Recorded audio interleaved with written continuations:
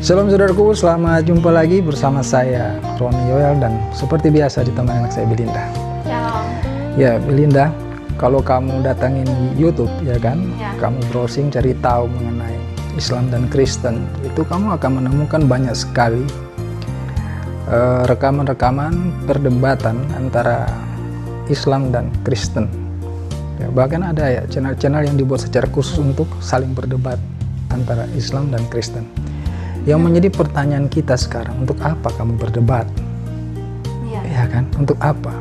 Jadi kamu tuh waktu lahir, ya kan, seperti kamu terlahir di keluarga Kristen, kamu otomatis menjadi seorang Kristen. Ya, yang Islam juga begitu lahir di keluarga Islam ya otomatis jadi Islam, jadi Muslim.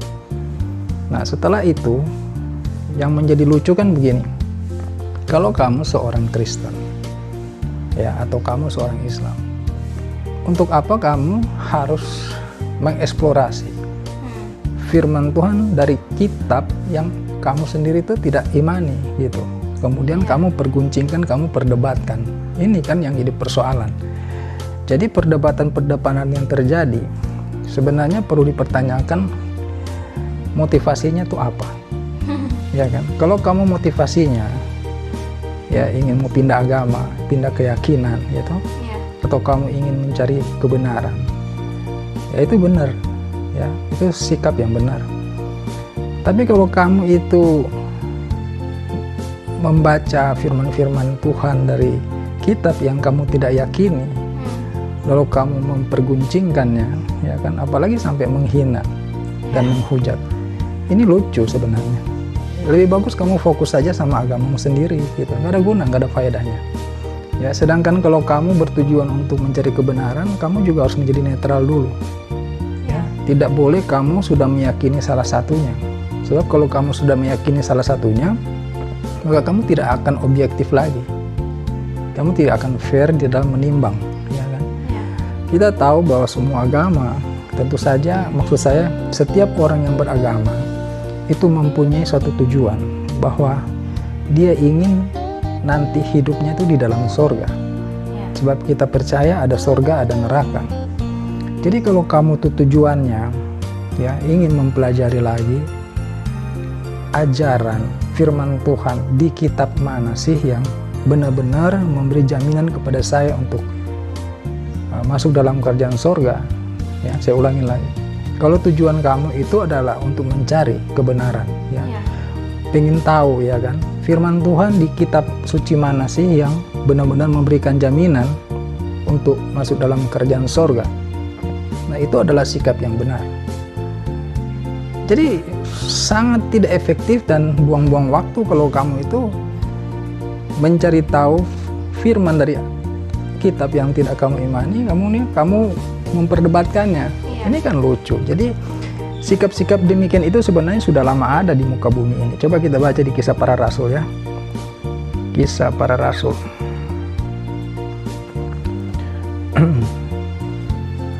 Kisah Para Rasul 25 ayat 19.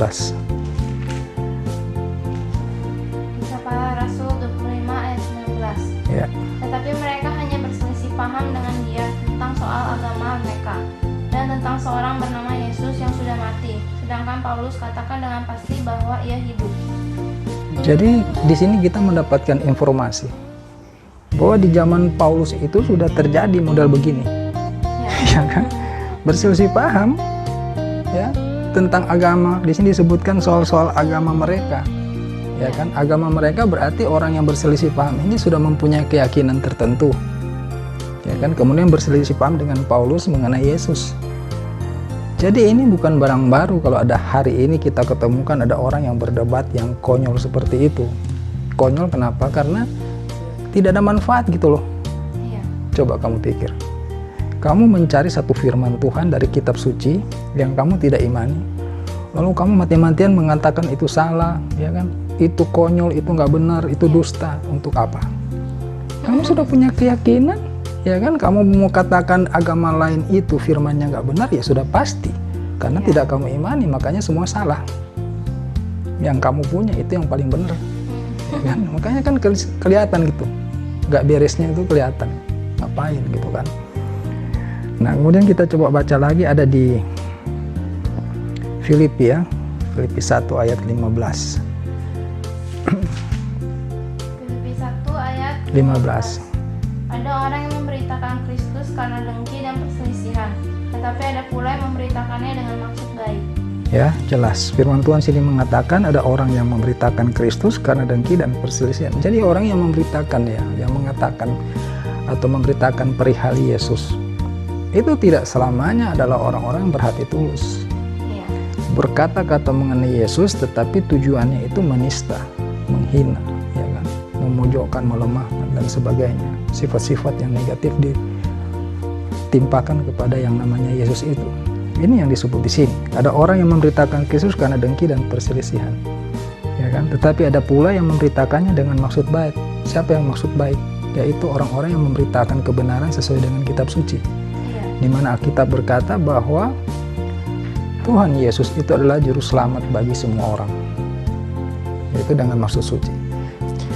Yohanes 14 ayat 6. Coba dibaca. Kata Yesus padanya, "Akulah jalan dan kebenaran dan hidup. Tidak ada seorang pun yang datang pada Bapa kalau tidak melalui aku." Iya, ini firman Tuhan Yesus sendiri. Ya. Jadi kesimpulannya adalah marilah kita itu dewasa di dalam beragama. Ya. Iya. Kalau kamu sudah mempunyai keyakinan terhadap satu agama, maka mustahil lah ya kamu itu mau untuk mempelajari kebenaran dari kitab suci yang lain. Nah, artinya kan kesia-siaan. Jadi sebaiknya fokus saja dengan keyakinan kamu yang ada. Tetapi kalau tujuan kamu itu adalah untuk mencari kebenaran, ya kitab suci mana sih yang firman Tuhannya itu benar-benar merupakan jaminan untuk saya hidup di dalam kebenaran dan keselamatan dan masuk ke dalam kerjaan surga. Nah, itu baru benar. Ya, kalau kita punya sikap seperti itu benar gitu. Ya, bukan untuk memperbandingkan juga gitu. Wah, kitab Al-Quran mengatakan begini, Injil mengatakan begini, ya kan? Gak usah kamu bandingkan. Itu kedua kitab itu nabinya aja beda. Ya kan? Zamannya juga beda. Al-Quran itu 600 tahun kemudian, ya kan, maksudnya dia muncul, dia ada Al-Quran itu 600 tahun kemudian setelah Yesus. Bagaimana kamu mau mencocok-cocokkan itu? Ya, tinggal kamu secara objektif aja membaca secara khusus firman-firman Tuhan di dalam Bible, di dalam Injil, ya mengatakan apa? Yakin nggak kamu? Kan begitu. Kalau kamu yakin ya sudah, pegang keyakinanmu itu. Begitu pula sebaliknya, kamu baca di dalam Al-Quran, ya kan, mungkin ada yang Kristen juga masih ragu-ragu dengan Injil dan Bible, boleh begitu. Baca gitu. Apa sih firman Tuhan di dalam Al-Quran itu? Ya, apakah itu benar-benar memberikan jaminan keselamatan masuk surga? Kalau itu kamu yakini, silahkan berpegang ke situ. Jadi tidak perlu ya buang-buang waktu kamu itu. Udah punya agama, punya iman terhadap sesuatu agama, terus kamu cari agama lain, kitab lain, kamu gunjing-gunjing buat apa? Iya, cuma buat ini doang. Iya dong. Nggak apa menista doang. Nggak habis pikir gitu. Kalau ada orang yang seperti itu, apa maksudnya coba? Selain kesombongan barangkali ya, ingin mencari menunjukkan jagonya. Agama itu bukan soal jago. Agama itu soal kemampuan kamu untuk mentaati firman-firmannya. Ya. Kalau di Kristen soal hubungan. Iya, soal hubungan intim dengan Allah pencipta. Ya tentu saja dengan cara melakukan setiap perintah firman Tuhan. Taat di situ gitu. Ya, semoga renungan ini memberikan suatu pencerahan bagi kita semua supaya kita lebih bermakna, ya, lebih bermutu gitu di dalam beragama. Amin. Iya, jangan lagi kayak begitu ya. Kamu buang-buang kuota juga. Iya. Ya kan, terus dapat apa dari perdebatan? Benar, sampai kiamat kamu berdebat nggak akan pernah mendapatkan sesuatu. Karena saya punya keyakinan A, kamu punya keyakinan A. Mari kita berdebat. Bagaimana? Nggak bisa. Seperti dibilang tadi kan, Al-Quran dan Alkitab itu, Injil itu, perbedaannya saja 600 tahun. Iya. Ya. Kemudian Nabi yang memberitakannya juga berbeda. Ya kan? Kamu mau bilang dari Allah itu harus sama. Itu kan harus betul-betul kamu murni hatinya gitu. Netral gitu loh. Kalau kamu sudah meyakini sedikit saja dari salah satu, susah gitu. kamu tidak akan bisa melihat kebenaran itu dengan murni dan konsekuen. Itu masalahnya. Apalagi memperdebatkan. Lawan debat kamu juga kan belum tentu orang yang sangat mendalam. Itu juga suatu persoalan. Ya kan? Berdebat sama-sama dangkal gitu.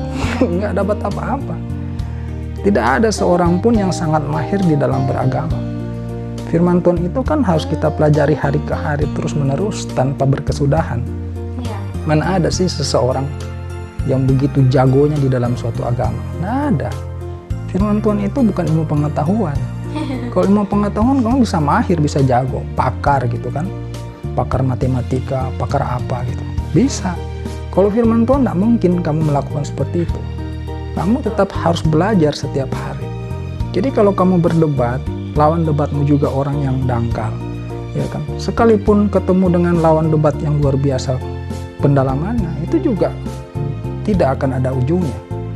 Ya, karena masalah agama atau masalah firman Tuhan ini hubungan batin kita tuh dengan Allah Pencipta.